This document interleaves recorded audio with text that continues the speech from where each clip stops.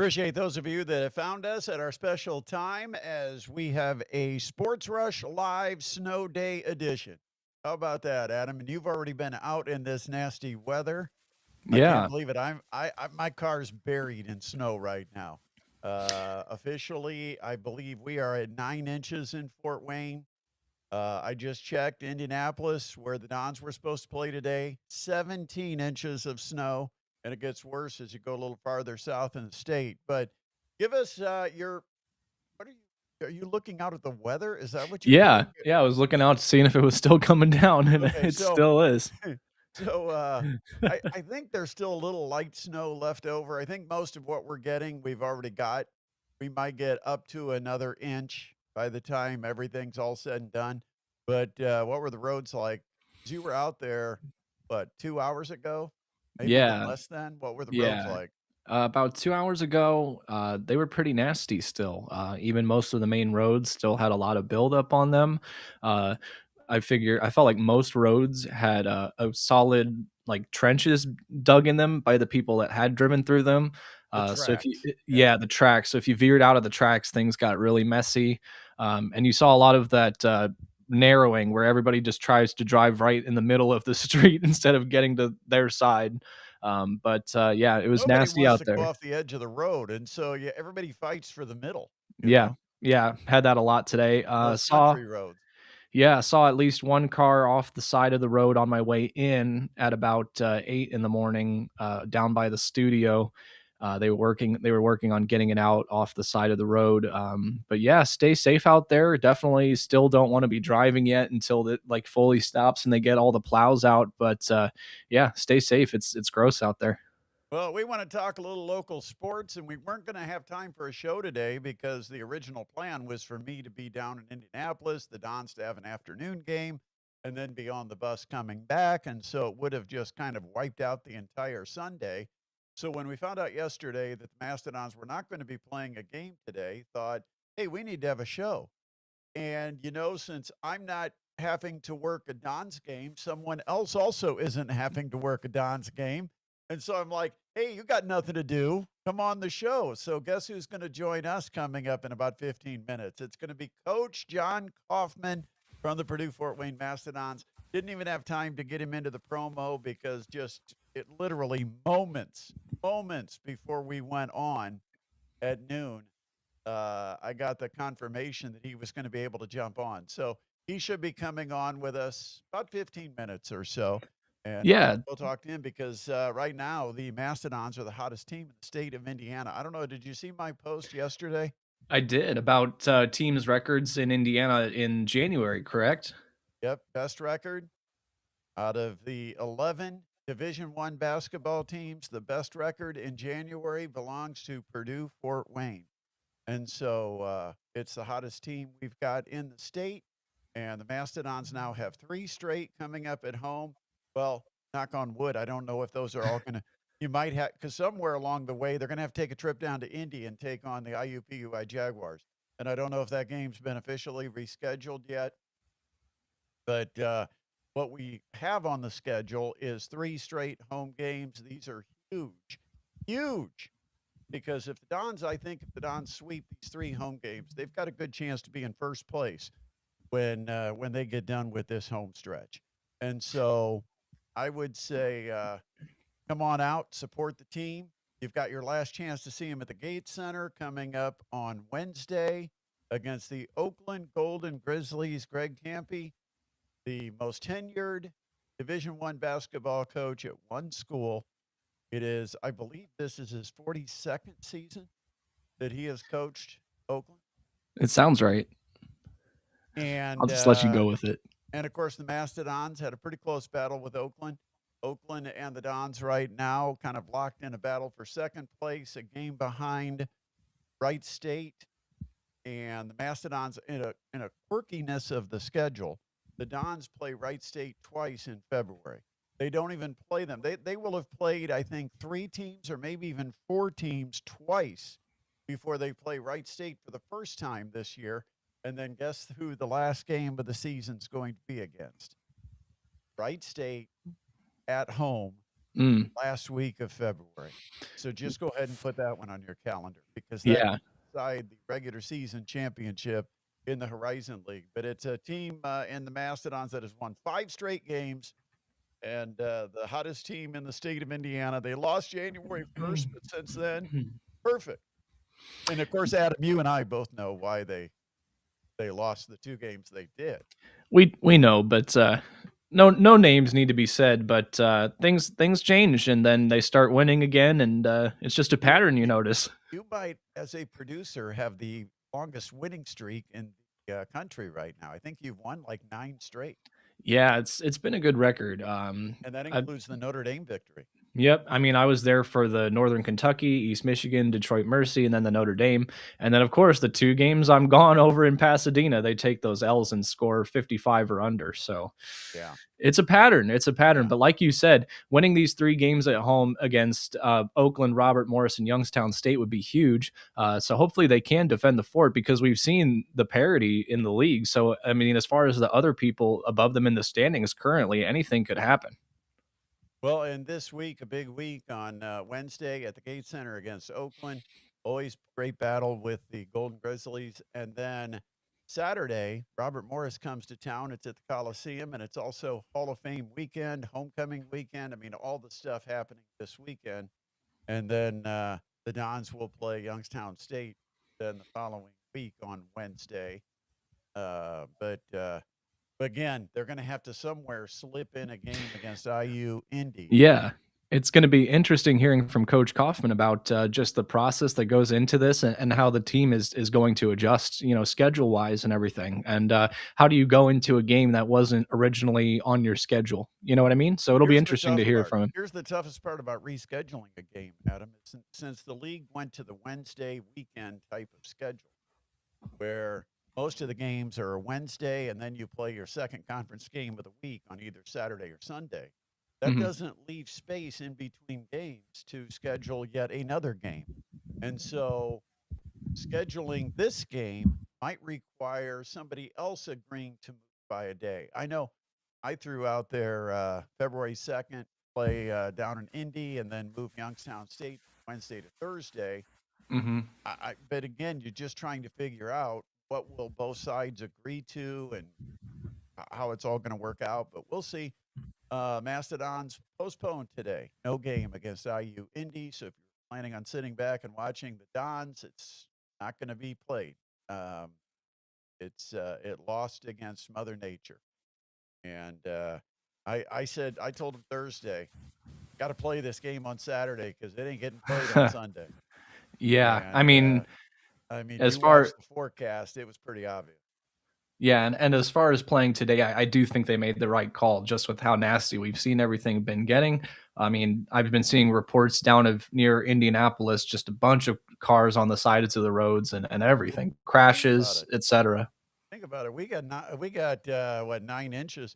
They got almost double what we got. Yeah. Yeah.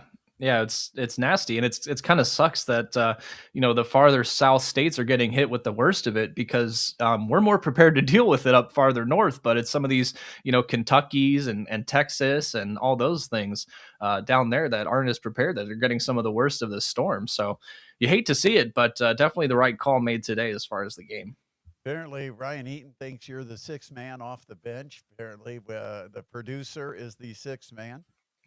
Hey, if they want to Congratulations. nominate me for Horizon League Sixth Man of the Year, I'll accept Uh, the award. I can tell you, he is the top 3-point shooter in the league as the sixth man off the bench in his own mind. Yeah, you don't want to see me out there with shooting threes, man. That I'd take a roster spot real quick. I might get in Oh, the yeah. starting five. Yeah. We've seen the edited videos. You are just drilling them right and left.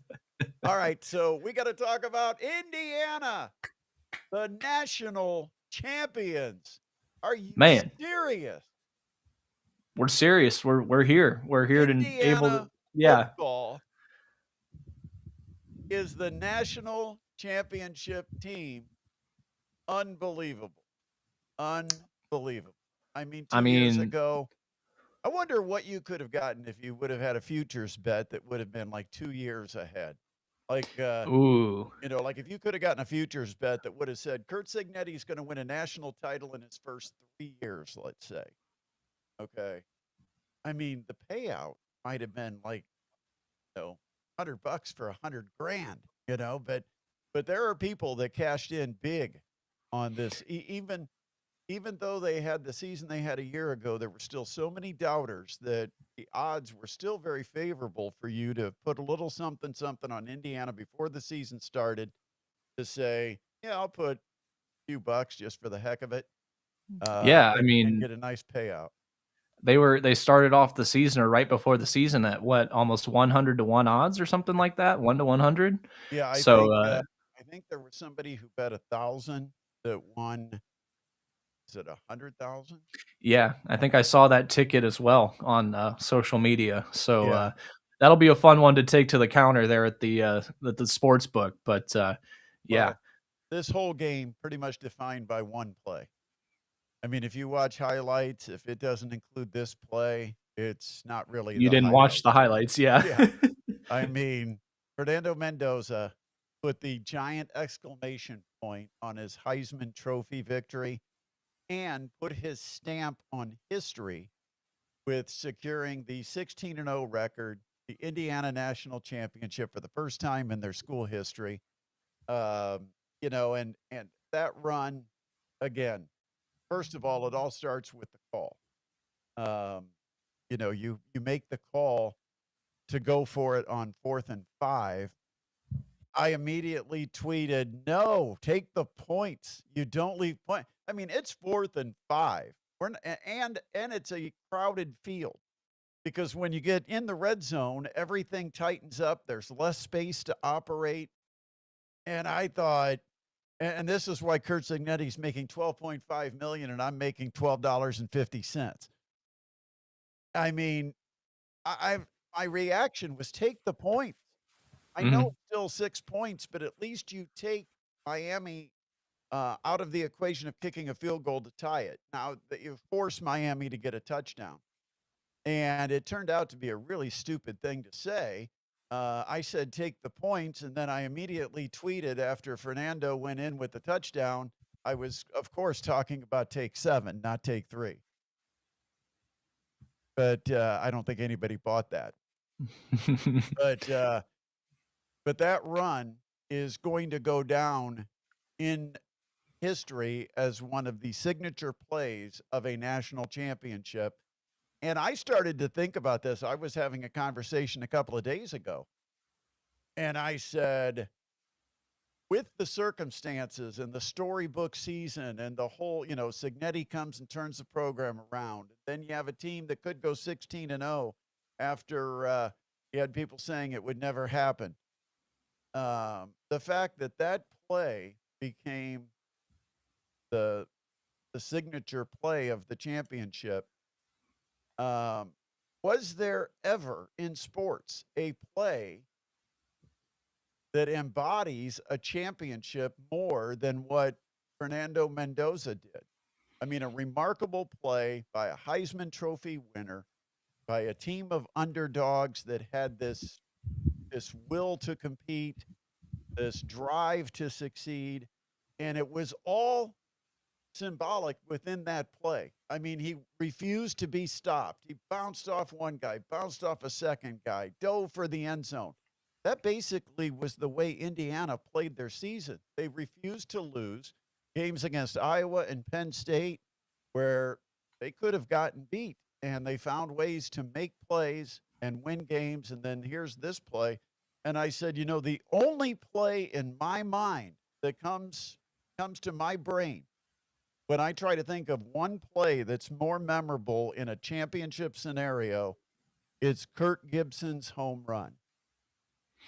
I can't believe what I just saw.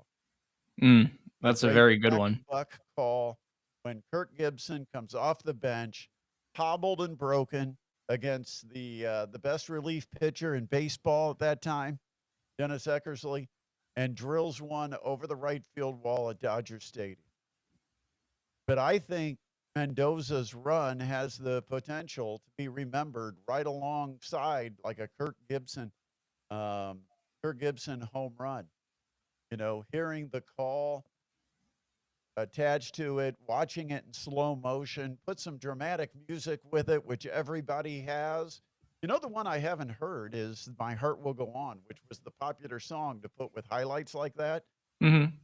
And I haven't heard it matched up with My Heart Will Go On, but I've heard it with every other song. And of course, the uh, the amazing thing is Mendoza has made ABBA popular again. Hmm. Hmm. Everybody is singing Fernando. Is that the Hmm. name of the song, by the I way? I think so. I'm not entirely sure, but I just know they say it, so that's all that Yeah, matters. yeah. That's all that matters. Um, but what a play, unbelievable. But Adam, can you think of any other play I in mean, a championship scenario that stands out like that? as far as like an underdog comeback winning a championship scenario, no. The one that stands out to me would maybe be MJ's shot against the Jazz in 1998. But I mean, they weren't the underdogs. I mean, everybody thought Michael Jordan and the Bulls would probably win I the don't know if we can series. call Indiana the underdog because they were favored in the game. But we can Fair. call them a Cinderella. Okay, but yeah, I wouldn't call the Bulls the '98 Bulls the Cinderella story, but I mean, as far as big moments go, that's probably up there. Yeah, Ryan, Brett mentioned the Gibson homer as well, as far as those moments go, but I'm struggling to come up with another one like that. I mean, there's certainly a lot of clutch moments, in final series in basketball, but it's not We quite were the talking same. in our discussion about the interception. The was it Butler interception Mm, for the New England Patriots against Seattle at the end, hmm. 1 yard line, and said that play, you know, was one of the memorable plays. But in a championship game, one single play defining kind of what a team was about. I mean, in Indiana lore, it's always been the Keith Smart baseline jumper to win the national title, right? Hmm. Hmm. I think this has just surpassed the Keith Smart jumper because that was not Indiana's first national championship. It wasn't the undefeated season of '76. This was um, this was the first national title ever for Indiana football. This is, to me, this is going to be the most important play that ever has happened in Indiana athletics. I can't argue with it. Ryan also left a comment earlier. He said, "We'll never see this again." But as far as I'm concerned, I need to be convinced that Indiana won't repeat next season as champions. I need to be convinced of a reason why Indiana won't be the favorites to win the title next season because all I've seen is Signetti continue his winning ways. I don't think he's suddenly going to change any of his coaching philosophies, and he's been winning in the transfer portal, bringing in a lot of talent again. So Well, next convince year me they won't win. we're gonna find out, can he win without his own guys? Hmm. He built a culture around the JMU guys, and those guys became the team leaders. Guys like Aiden Fisher, D'Angelo Pons, um, those were his guys. Keon Black, those were his guys that he brought in. Elijah Surratt. I mean, we can go on and on, Hmm. but they became the locker room, the culture leaders. And so he built the program from the coaching side. They built the program from the locker room. And the two meshed perfectly because the players had already been with Kurt Signetti for a year or two before they came to IU. Now he's going to have to instill his culture into players because there's going to be a lot of transfers coming in. I mean, this is going to be another, 16, 17 transfers, 15, Yeah. 16. Um, and they've already lost Alberto Mendoza, Hmm. who's going Hmm. to Georgia Tech. Yeah. And I Yellow don't think Jack. that's a huge surprise. No.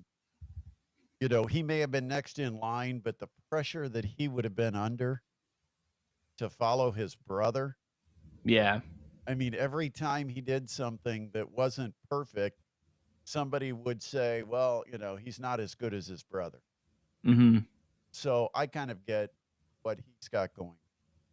But anyway, we'll talk more about this game a little bit later because we got to get to our guest.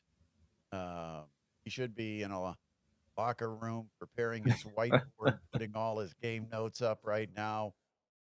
Fortunately, he's sitting in an office enjoying a snow day. Um, the It is Coach John Kaufman, and I got to figure out why he's not popping up. Let me see if I can get him um, to pop up. But I think, okay, I think we got him now. There he is. Coach, how are you doing Hey, on this snowy Sunday? well, I'm good. I'm good. I actually I'm a little late to the day, but I was running outside. I was trying to do some shoveling. Um, travel schedules. Tracy's been talking about this for 15 years. Has been in Fort Wayne. Our travel schedule almost always aligns with the big snowstorms.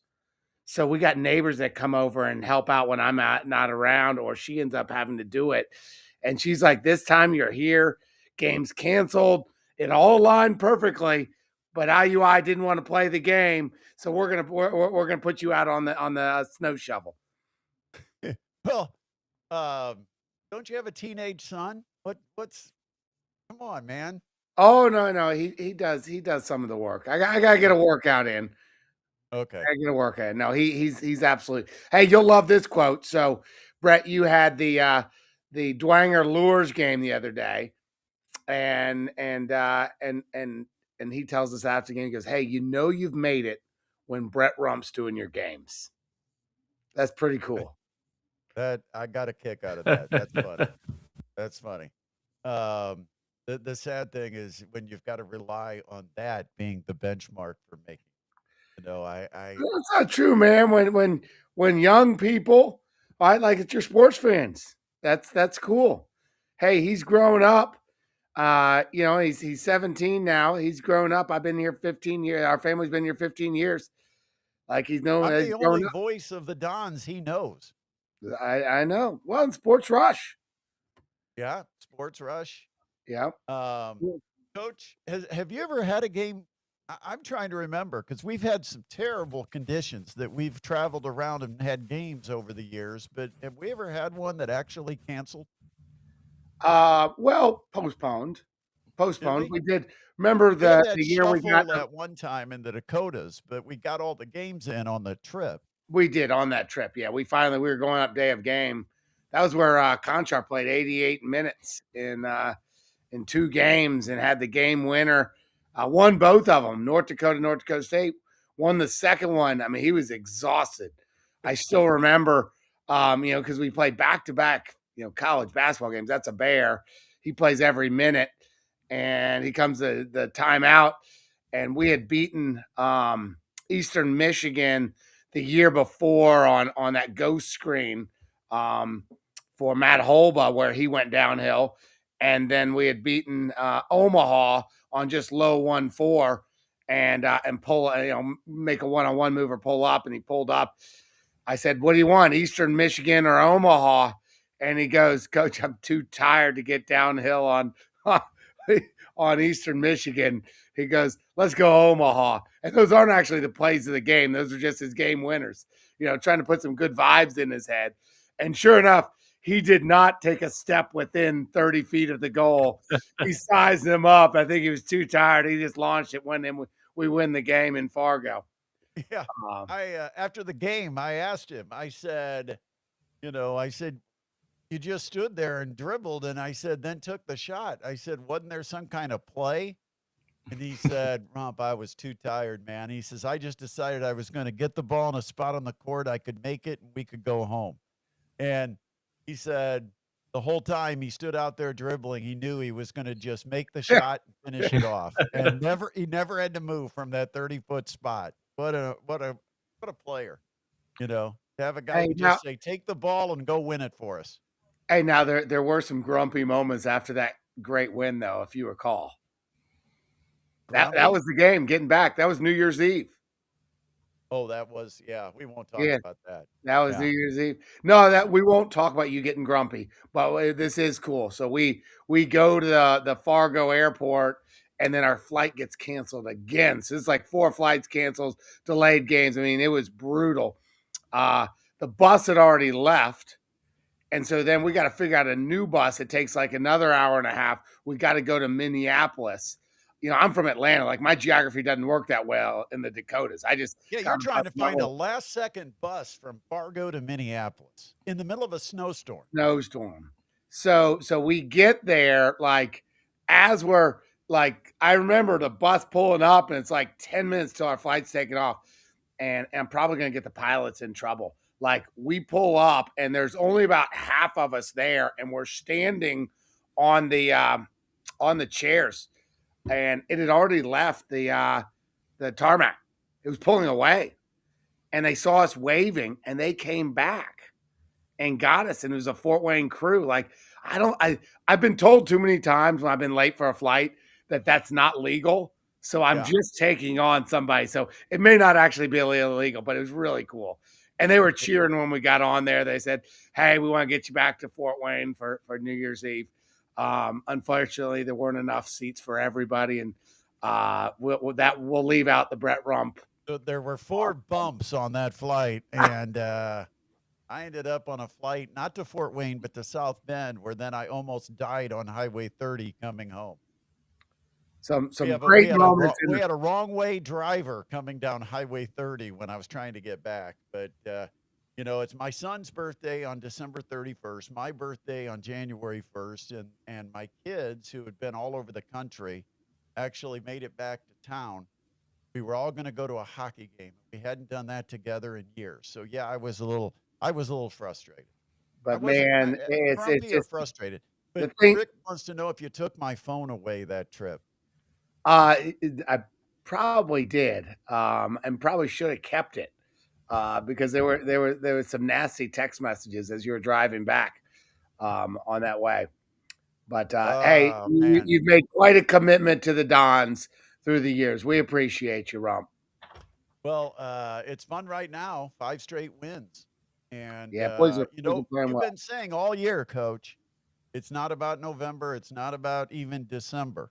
But it's about the team that grows the most during the season and can win games in the bulk of the conference schedule. You've been doing it. What about the progress of this team? Yeah, and you're right. I mean, we talked about that at the very, basically coming out back from Christmas. The team that, improves the most over the next 2 months will win the league.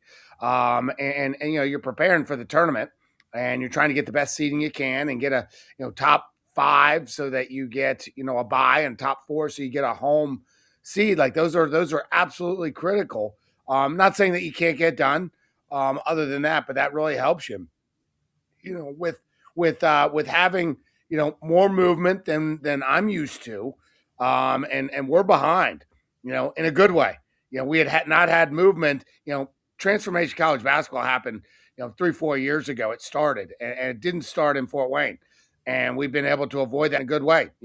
And not judging what happened on other campuses, but the guys like John Conchar and Max Landis and Big Steve, all these guys that could have gone elsewhere when they were grad transfer eligible, stayed and created a great story. They had great pro careers. Guys stayed. They like what we do. They love Fort Wayne, and we've won. Well, then last year I had a little bit of movement and 10 new guys, and that's impactful. Impactful guys. You look at the guys coming in. I mean, shoot, of our starting 5. What we got? Well, I guess you don't even want to go there. I mean, we got a bunch of guys that are really helping us right now. But yeah, they're really doing a good job.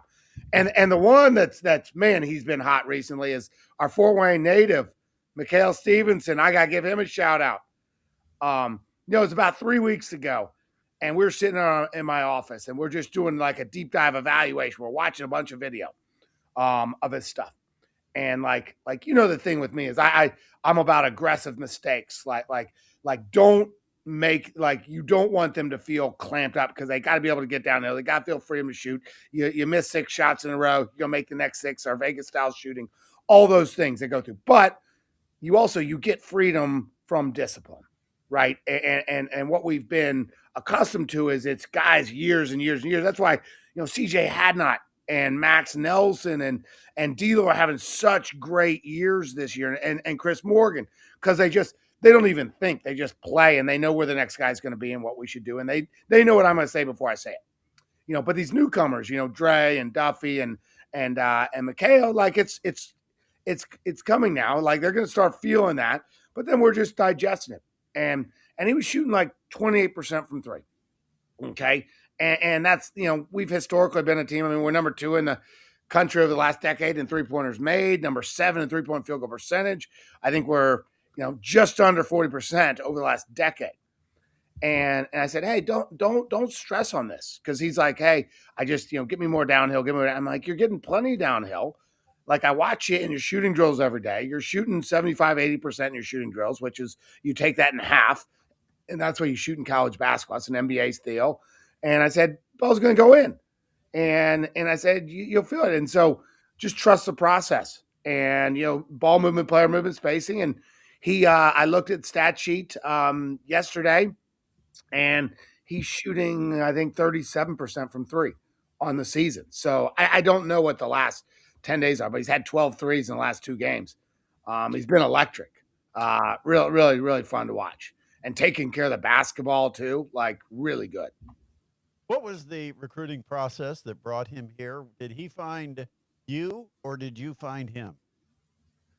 A little bit of both.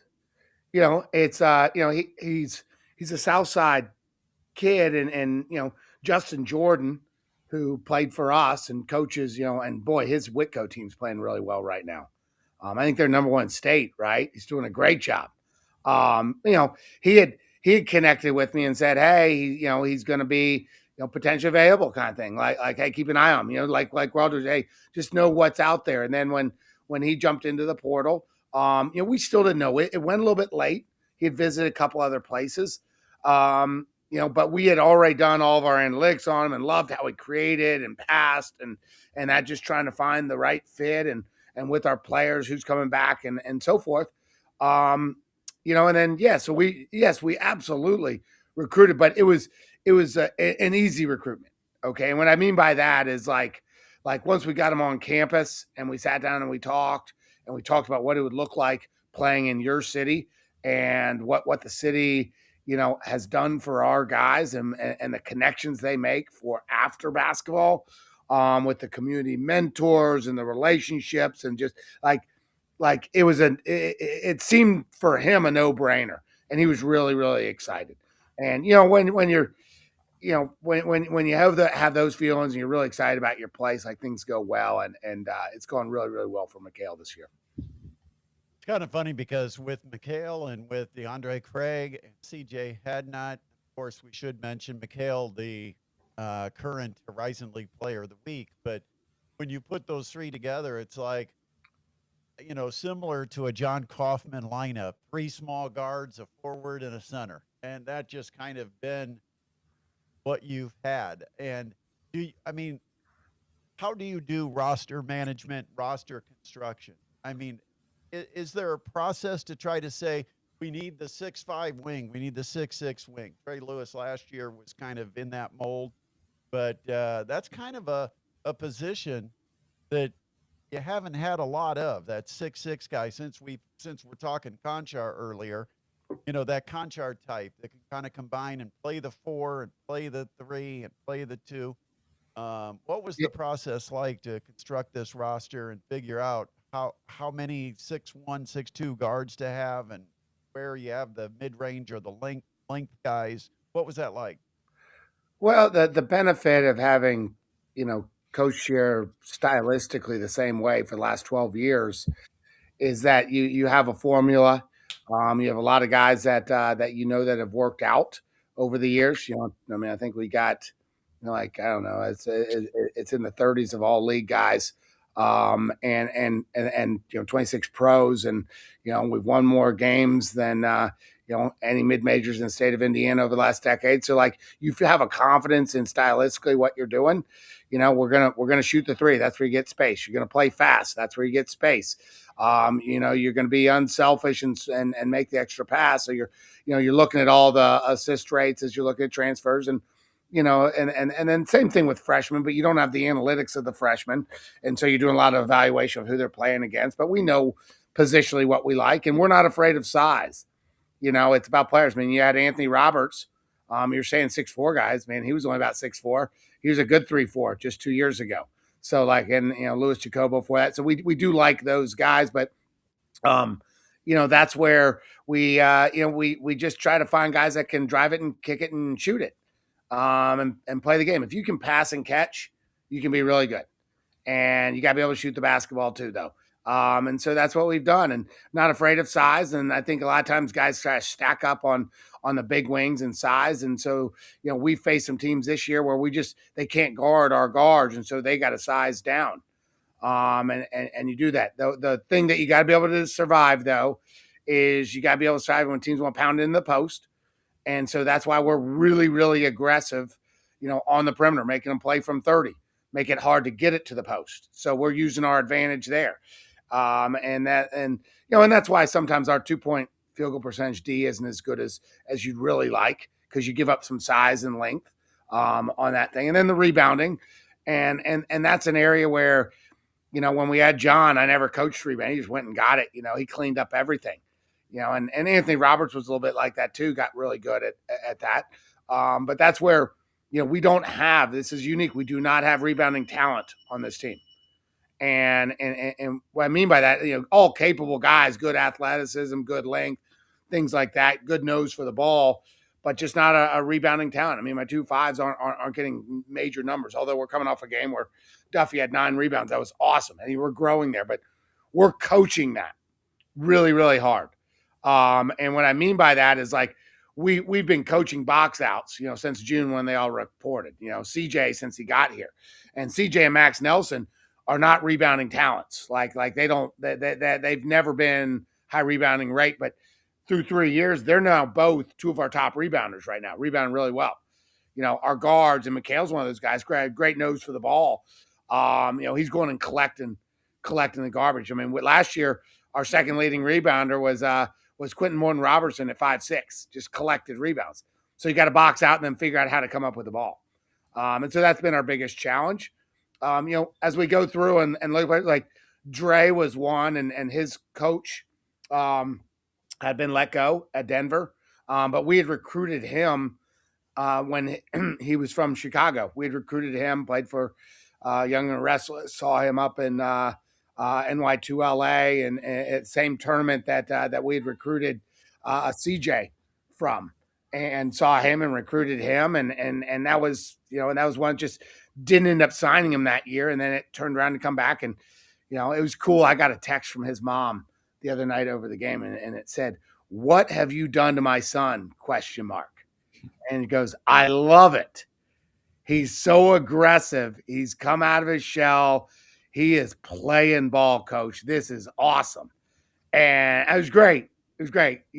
Usually the texts after a game from parents aren't the best ones. You're like, just wait 24 hours. It was awesome.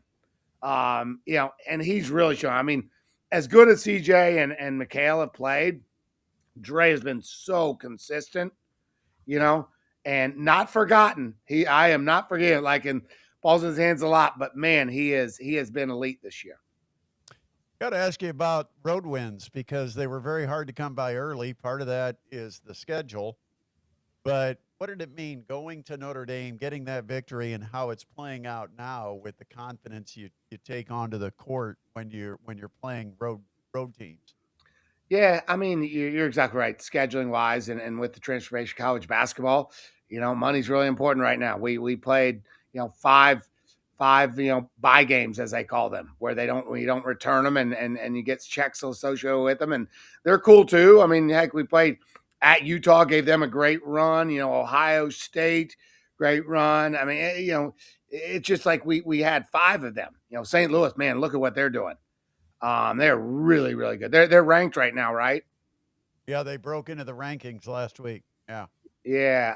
I mean, so we played a really, really challenging schedule, which, my concern with that is that you don't play the mid-majors. You come into those early non-league or league games, and you don't even know what it really looks like, like games. And you get kind of behind. Your guys forget they're good players. And there were some moments there in November where, I think, I could feel some question marks in our guys' heads Like, are we good? Are we as good as you're telling us we're going to be? Because you're really coaching us hard and you're telling us we're not doing this. We're not disciplined enough here, So it's like that's the challenge too, because you're trying to get these new guys to do stuff. And guess what? Discipline wins, man. Like you got to be able to do your job and you got to be able to do it again. And when adversity strikes, you end up sinking to your lowest level of practice habits. And so like you got to go and like we're doing this in real time. So there was concern. So then you get to Notre Dame and we're going to the holidays and I think we 2-1 in league plays. You have that feel and we're okay with where we're sitting with our schedule. We're okay. We're right around 500 and you go to Notre Dame and I know that playing 26 years of college basketball coaching, that last game before the holiday, and I told the guys in the movie room night before, watch video. Hey, there's one team that's oftentimes not here. They're on Christmas break, and one team that's here, and that team, they're the more aggressive team. More aggressive team wins. You got to be the more aggressive team on the road, and that was the first time I really started talking about the power that this group has, and this group does have power. And the power you get is from experience. And, they had, played really well in the first half of Western Michigan and then don't rebound in the second half very well. And that's a challenge. That's not our talent. And we lose a game that we probably feel we should win. Right. And don't. And so that's power in that. And then we had done similar thing with, Chicago State and play really well in that. And that's power. And then as we've gone through the year, we've gained different power. Well, that Notre Dame game gave us great power because we go on the road and we're the more aggressive team. We wanted it. And we didn't, it wasn't one of those games like when we beat Indiana by 20 and, 92-72, we made 17 threes. This is a game like we were, we made some shots, but like we won the game with our aggressiveness and I loved it. It was much like the home Indiana game we had where we played super aggressive. And we played our style. We got good space. We defended. That was great. But we've been using that. I mean, I remember Dre, and I won't share the quote that he had in that first time out, but that quote we used, and our guys saw, what their aggressive attack was doing to their opponent in that moment. And when you and so that's the flow we want to get to. And so we reference that moment quite a bit. We had to reference that when we're down Cleveland State at home, with we're down in that game, I think 16 right in the first half. Yeah. And then final 2 minutes, like we just took the ball. Like we wanted it more. And one of my assistants, I think it was Mike, used the word desperate in his post-game notes to me. So all my guys write up notes and we're trying to evaluate how we can grow. And as a coach, you come up with different phrases, words that are like your story. So you create your storyline going through the season, and it's what you put on your board. It's how you inspire your guys. It's what you reference, your different details that aren't that sexy, if you say box out every day like that, how do you reference all the package of all the details you got to do? And he talked about playing desperate. They played desperate. And usually, my sports psych, Donovan's like shaking his head, like, don't use the word urgency, don't use the word desperate. And I use defensive urgency and I use desperate continually to incite, anxiety going up. Anxiety is not a bad thing. Anxiety is a great thing. You just got to be able to manage it. And that's where Donovan's trained me. Like, it's awesome. And so that play with desperation, we're using that all the time. Out of the gates, our starts, like how aggressive. And that's why, like, don't just pace yourself and play the game. Like, you got to be aggressive. You got to be a little bit of desperation. And it takes that to win. We've won the league twice. Won the Summit League regular season, won the Horizon League regular season. And you got to play with desperation because, and both those years we got behind a little bit in it. A little bit less in 2016. But Mo didn't play the second half and we lost that game at South Dakota State. Then Max Landis just decided I'm going to be the best player in the country. And led us that year, but he played with some desperation, and that's awesome. But yeah, I don't know. I got on a tangent right now, and I love it. Don't remember the question at this point, Adam. Yeah, Coach, you got your second matchup of the season against the Oakland Golden Grizzlies on Wednesday. Big one.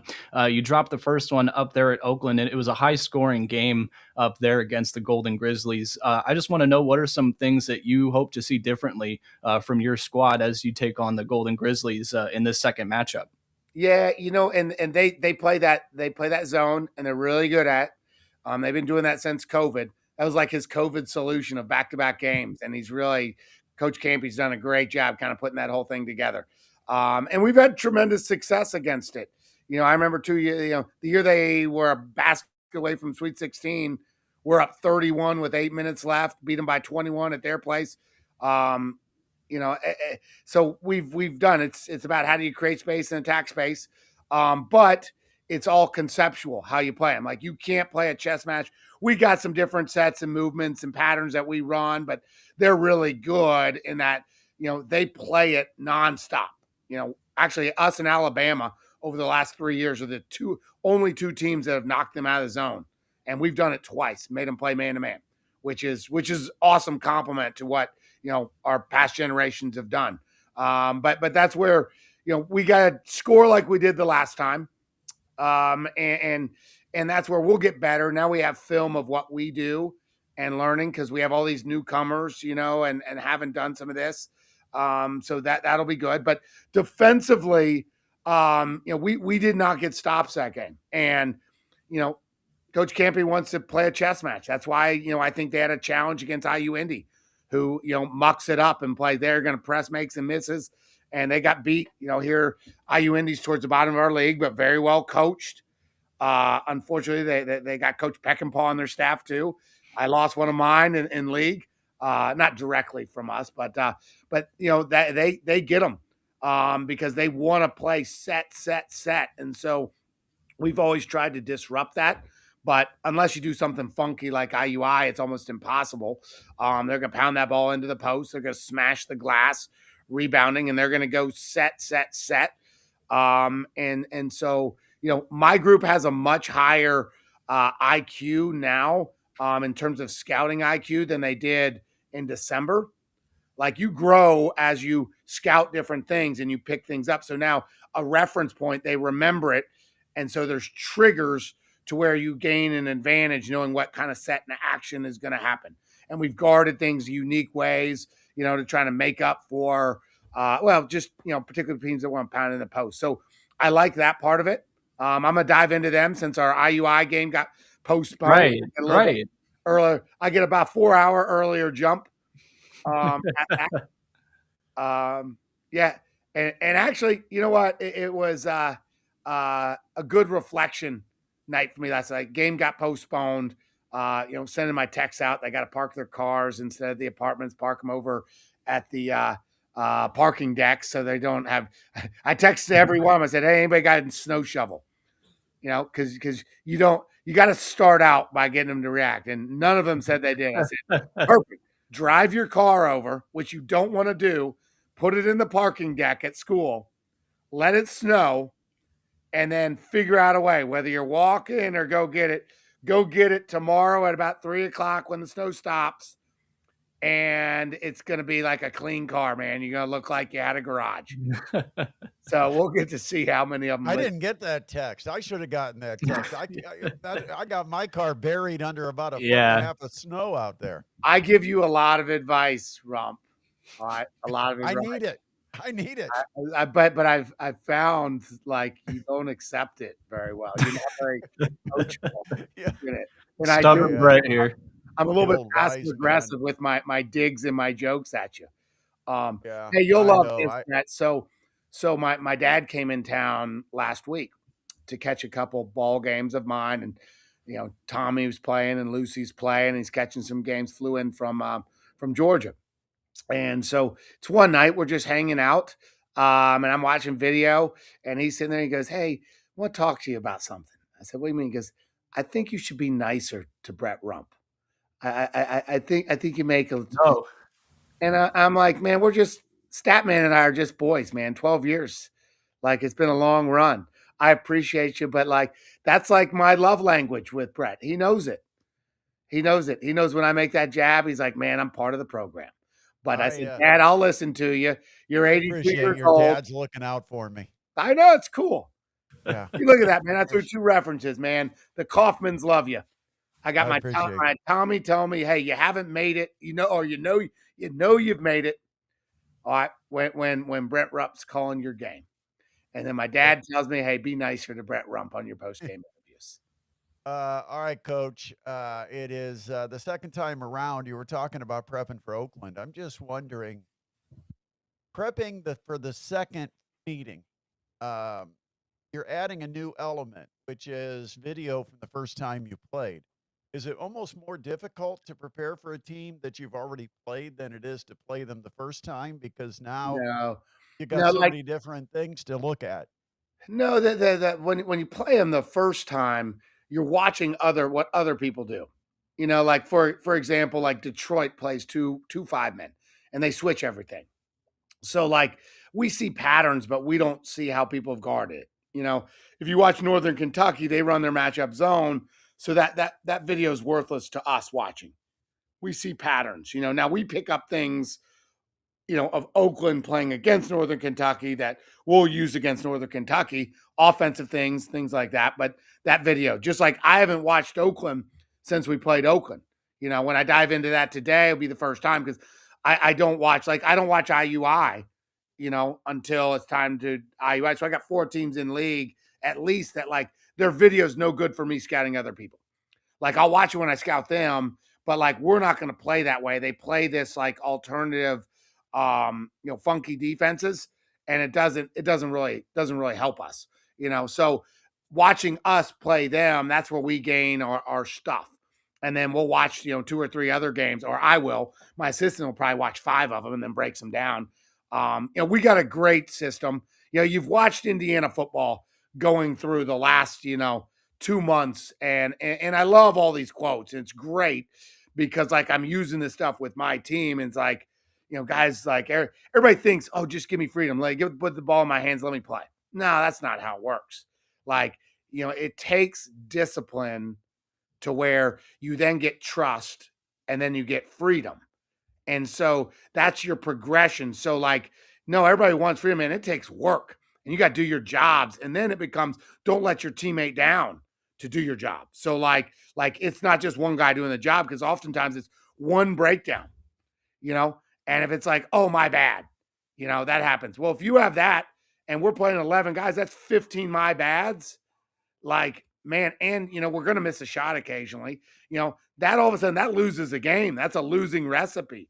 And so we're progressing through that. So now going back to the video piece though, like seeing what we do, and we usually go into a game with like a plan, a backup plan, and then like some really weird idea we watch somebody else do.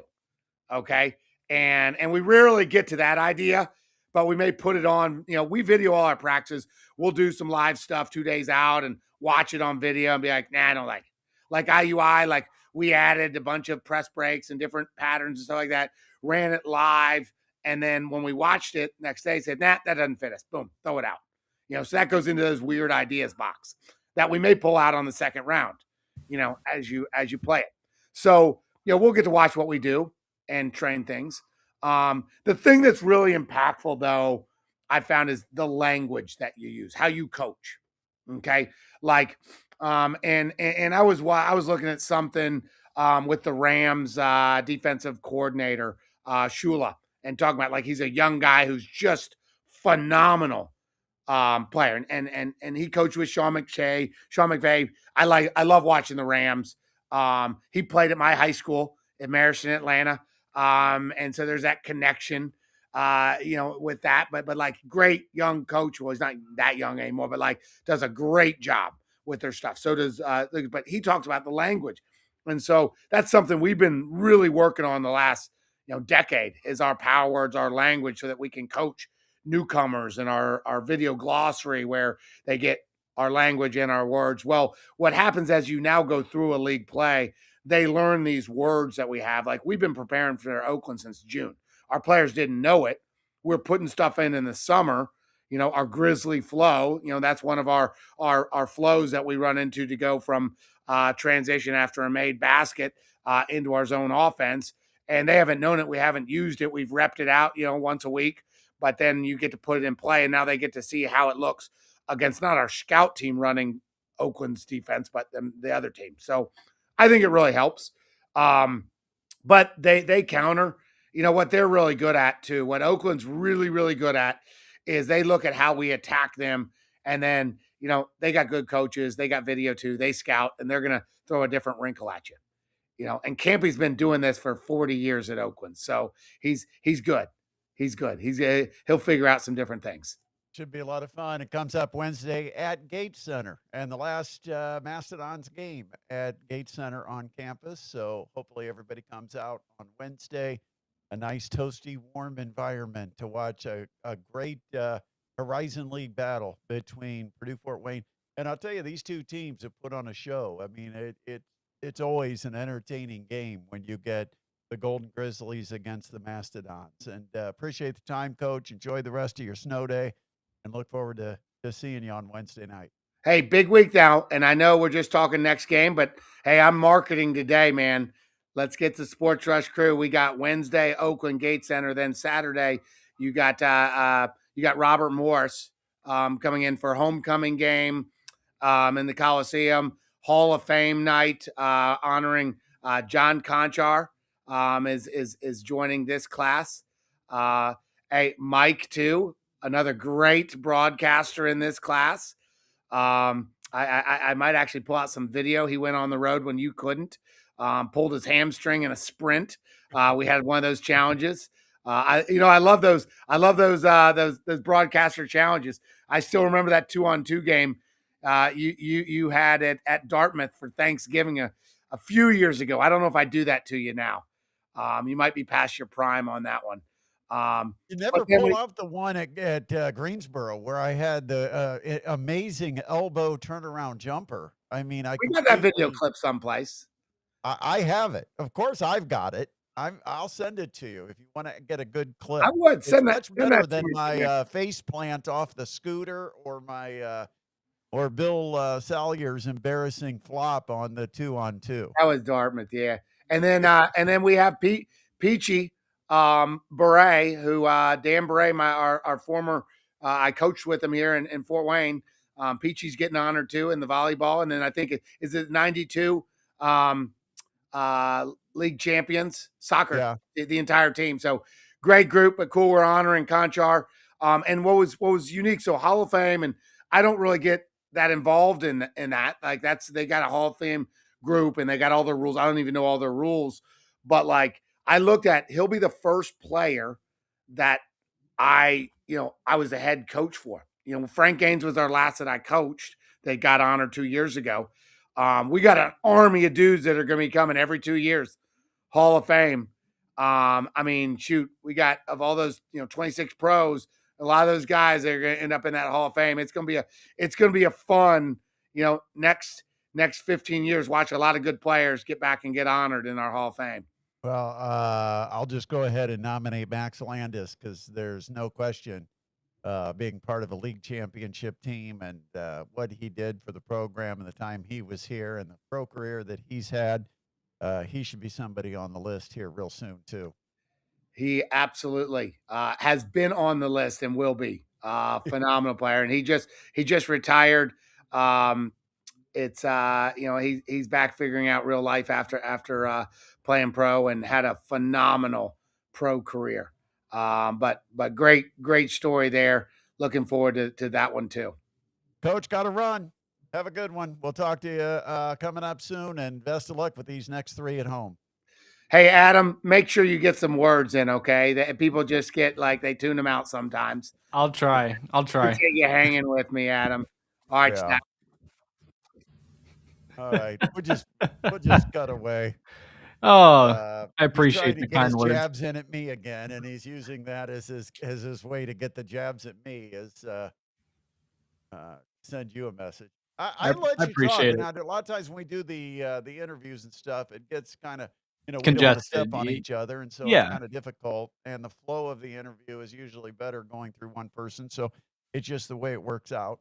Hey, I got I a could question in. Yeah, I got well, to yeah, ask and him I about mean, I Oakland. could delete Adam from the pictures, but that, that Yeah, that we're would we're that would hanging be out. rude. So, We're hanging out. But yeah, no, good stuff with Coach Kaufman there.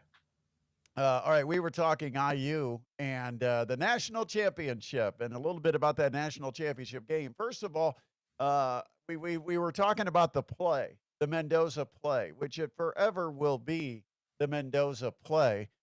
It's probably even at this point, just a few days later, it might be the only play anybody's remembered from that game. I mean, think about Yeah. it. Name another touchdown. The scoop and score. You like that one? Well, they got the block kick. Yeah. Yeah. Yeah. It wasn't a fumble scoop and score. It was a block kick and they jumped on it in the end zone. But yeah, it's hard to remember hardly any other play from that game. The interception, of course, locked it up. That was a Yeah. huge play. But I mean, that game is going to be defined. The championship is going to be defined by Fernando Mendoza with the amazing 4th and 5 run, not just getting the first down, but then bouncing off defenders to get the touchdown. But Yeah. we asked the question earlier in the show. We've got some new people that have joined us. Um, is that is there a bigger signature moment or play to win a championship in sports? And the one we mentioned right off the top was Kirk Gibson's home run for the Los Angeles Dodgers. Uh, but maybe the interception. Somebody help me if you want to weigh in. Of course, you can leave your comment. We should be Yeah. able to receive your comment.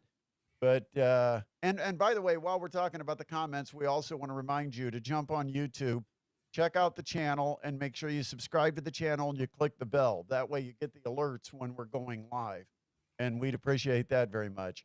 And if you can give a thumbs up to the video today, we'd appreciate that as well. But is there another bigger signature moment to define a championship than what we saw with Fernando Mendoza and his touchdown run? Unbelievable play. But I got to be honest, Adam. Miami was a better team the second half than Indiana was. Indiana made the big play when they needed to with the interception and the touchdown. But other than that, I thought Miami controlled the second half of that game. And I thought they controlled it because they were more physical and they were winning the battle at the trenches, the battle at the line of scrimmage. They were all of a sudden running the football. They broke that long Mark Fletcher touchdown run.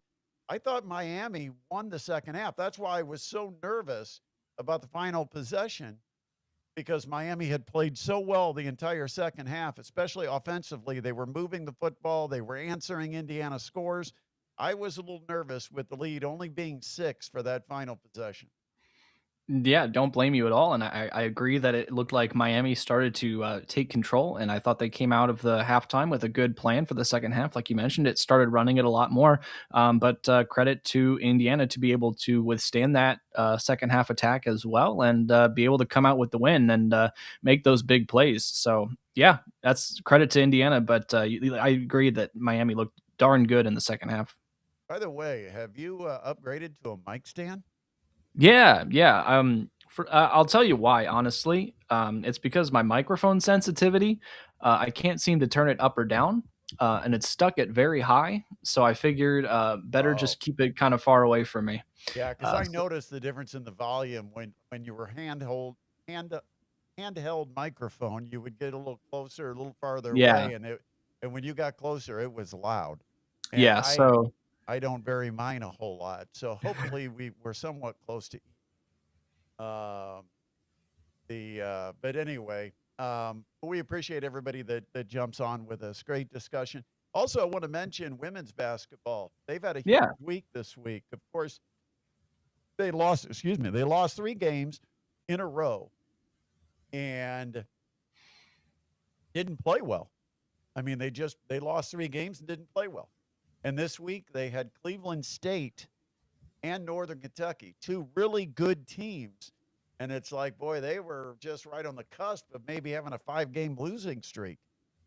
And they really turned it around.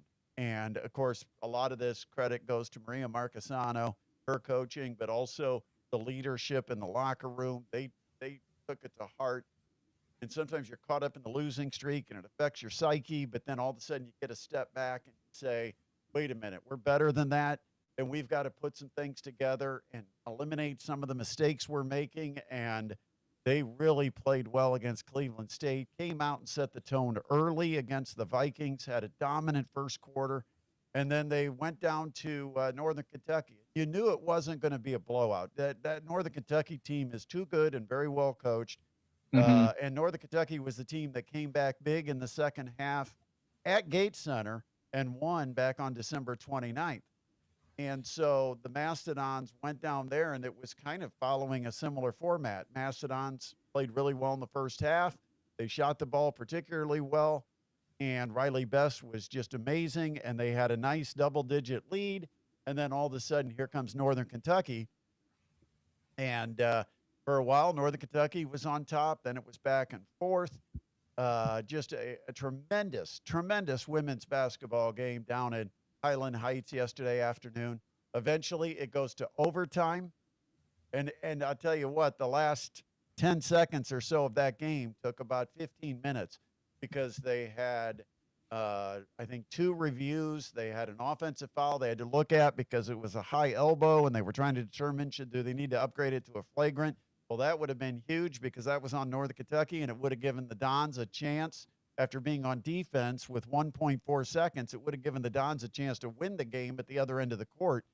They ended up not ruling a flagrant. The Mastodons then throw a pass that doesn't touch anybody. They throw it over everybody's head out of bounds, which is the absolute worst thing you could do. You cannot do that in that situation. And so what does it mean? It gives Northern Kentucky an inbound with the 1.4, and now Northern Kentucky's got the ball with a chance to win, and they fail, so it ends up going overtime, and the Dons were great in overtime. Just possession by possession. They executed so well. They ended up building, I think, a 10-point lead. They end up winning at 97-91. So big wins this week for women's basketball. And, of course, high school basketball. I don't even know where to begin with high school basketball. We were at Luers Dwenger, Hmm. but we've got a real battle in the Summit Athletic Conference. There, pretty much everybody in the league, with the exception of about 2 or 3 teams, has 1 loss. I mean, it is such a tight battle to the finish on the boys' side. Homestead girls, they've got it wrapped up. They're the SAC champs. I think are they still going to be able to have the ping pong ball drop today? Isn't the girls' draw come up Oh today? yeah, I have no idea. I'll see what I can find real quick. Yeah, I think the girls' draw comes up today for the girls' sectional. Uh, but anyway, we uh, we had fun at Bishop Luers, even with the Yeah. most difficult position to broadcast a game where you're up in the very top of the gymnasium on your own little deck, and it's a little difficult from up there, but we made do and enjoyed the game. It was all Bishop Dwenger in the first half, all Bishop Luers in the second half, and it ended up being more Bishop Luers than Dwenger, and Bishop Luers ended up winning the game. But a fun night of high school basketball, and of course, every Friday you check out our action on 1380 The Fan. And by the way, we should mention too that all of our games are podcasts. So you can go to Fort Wayne High School Sports wherever you listen to podcasts. These are audio podcasts, but wherever you listen to audio podcasts, and that's like Spotify and what do you have, Google Play and Apple Podcasts. You can go there and you can search Fort Wayne High School Sports, and you can find the whole list of high school game broadcasts that we've had. So if you ever want to go back and listen to a game that we're broadcasting, because maybe you went to the game or maybe you played in the game, you can always catch up by going to Fort Wayne High School Sports, wherever you listen to your pod. All right. So what's your week got on the calendar? Staying in until all the snow is perfectly plowed off the streets. No, let's see. Just normal week. I'll be with you for the Dons game on Wednesday, and then we got high school basketball on Friday. So that's what my week's looking like. I am checking, by the way, to see if we've got any improvements or additions to the official snow total, and we do not. It is still 9 inches officially in Huh. Fort Wayne. All right. And So as far as I could find, the pairing show is still on for this evening at 6 o'clock. 6 o'clock. All right. Might be fewer teams that actually are getting together to watch it. I Yes. don't know what the roads are going to be like. I know there's some people out and about and stuff, but if you go to the secondary or the third level of roads, some of them are still a little slick and a little hazardous, still snow covered, but it is a very light snow, light fluffy snow. Yeah, it's light now and it's dry. The cold kept it dry, thankfully. It's going to be cold all week. Enjoy the cold, or Oh, don't just enjoy. breaking news from Sham Sharania: Nuggets Grizzlies game in Memphis today has been postponed due to weather, so no Conchar in action today. Yeah, it's icy, I think, in Memphis. All right. Stay safe. Well, we'll wrap it up. But once again, Indiana national champions. Woo! They've got to rebuild that roster and try to do it again. And as Kurt Signetti said, he was building the next great superpower in college football in Bloomington. And you We'll can't be a see. superpower by winning just one championship. If you're going to be a superpower, you got to be able to follow it up. And so we'll see what they do with the portal and where it goes from here. But that certainly was a fun run of Indiana football, 16-0 national champions.